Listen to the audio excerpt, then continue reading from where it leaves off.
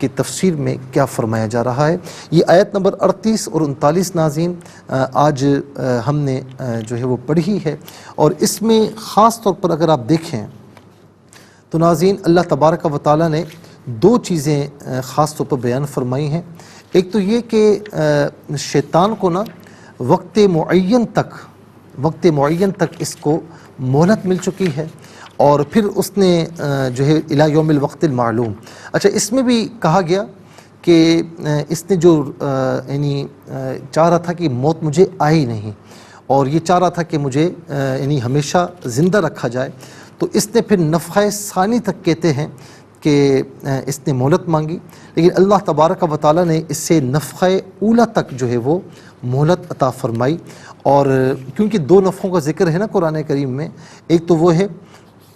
کہ وَنُفِخَ فِي الصُّورِ فَصَعِقَ مَنْ فِي السَّمَاوَاتِ وَمَنْ فِي الْأَرْضِ، کہ جب سور پھونکا جائے گا تو زمین و آسمان ہر چیز فنا ہو جائے گی۔ اور پھر ناظرین دوسرے سور کا جو ذکر ہے، نفخے کا ذکر ہے، ثُمَّ نُفِخَ فِيهِ أُخْرَى فَإِذَا هُمْ قِيَامٌ يَنْظُرُونَ، تو پھر دوسرے نفخے کا ذکر ہے کہ جب دوسرا سور پھونکا جائے گا تو اس کے بعد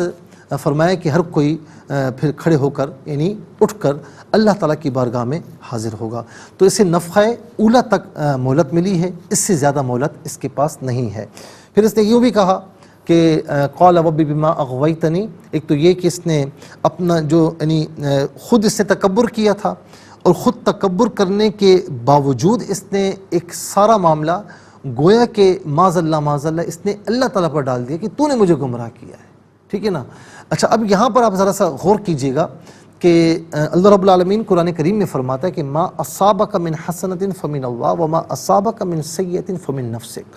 کہ تمہیں جو اچھی چیز پہنچے تو اسے جو ہے وہ اللہ کی طرف منسوب کرو، اور تمہیں جو برائی پہنچے تو اسے اپنی طرف منسوب کرو کہ میرے گناہوں کی وجہ سے۔ وما اصابکم من مصیبۃ فبما کسبت ایدیکم، کہ تمہیں جو بھی مصیبت پہنچتی ہے وہ تمہارے کرتوتوں کی وجہ سے پہنچتی ہے نا۔ لیکن یہاں پر اس نے کیا کیا کہ جب یہ بظاہر نیک تھا اور بڑا صاحب علم تھا تو اس وقت تو ہواؤں میں تھا، لیکن جب اس نے خود گمراہی اختیار کی، خود تکبر کیا، اور جب اللہ رب العالمین نے اس کو کہا کہ تو نے کیا کیا، تو یہ اس نے ریزنز پیش کیے کہ میں آگ سے بنا ہوا ہوں، یہ مٹی سے بنا ہوا ہے، تو آگ مٹی سے زیادہ افضل ہوتی ہے، حالانکہ ایسا بھی نہیں ہے، کیونکہ آگ میں سرکشی ہے، مٹی میں نرمی ہے، جو نرم ہوتا ہے جس میں تواضع ہوتی ہے وہ افضل ہوتا ہے۔ آگ چیزوں کو فنا کرتی ہے، ہلاک و برباد کر دیتی ہے، مٹی تو چیزوں کو محفوظ کرتی ہے۔ پرانے زمانوں میں یہ جو خزانے وغیرہ جو لاکرز تو آج آئے نا،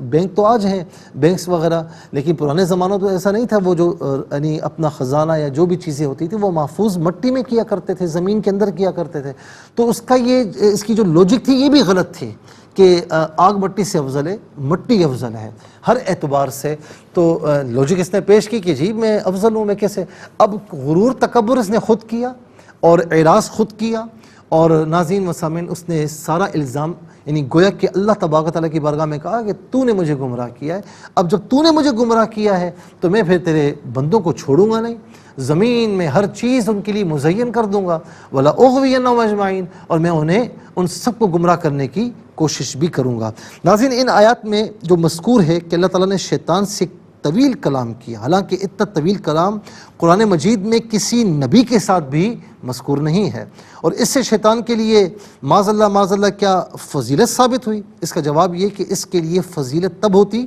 جب اس کے ساتھ عزت اور کرامت، محبت اور لطف کے ساتھ کلام ہوتا۔ اللہ تعالیٰ نے اس کے ساتھ یہ کلام اہانت اور غضب کے ساتھ فرمایا۔ دوسری بات یہ کہ شیطان نے سجدہ نہ کرنے کی یہ وجہ بیان کی کہ وہ لعین آدم سے افضل ہے، کیونکہ اس کا جسم لطیف ہے، آدم علیہ السلام کا جسم کثیف ہے، اور جسم لطیف جسم کثیف سے افضل ہے، وہ آگ سے بنایا گیا ہے، آدم علیہ السلام مٹی سے بنایا گیا، آگ مٹی سے افضل ہے۔ اس کا جواب یہ کہ اس نے نص کے مقابلے میں قیاس کیا۔ قیاس اس وقت کیا جاتا ہے جب نص یعنی حکم سری نہ ہو۔ اس نے حشر تک کی مہلت مانگی تھی، کیونکہ حشر کے بعد تو موت نہیں، اللہ تعالیٰ نے اس کو حشر تک مہلت نہیں دی، بلکہ اس وقت تک وقت معلوم تک مہلت دی، یعنی پہلے نفخے تک، اور اس کے بعد کہا کہ اب اس کے بعد تیرے لیے مہلت نہیں۔ پھر یہ ناظرین انسانی رگوں میں خون کے موافق گردش کرتا ہے، ساری چیزیں کرنے کی کوشش کرتا ہے۔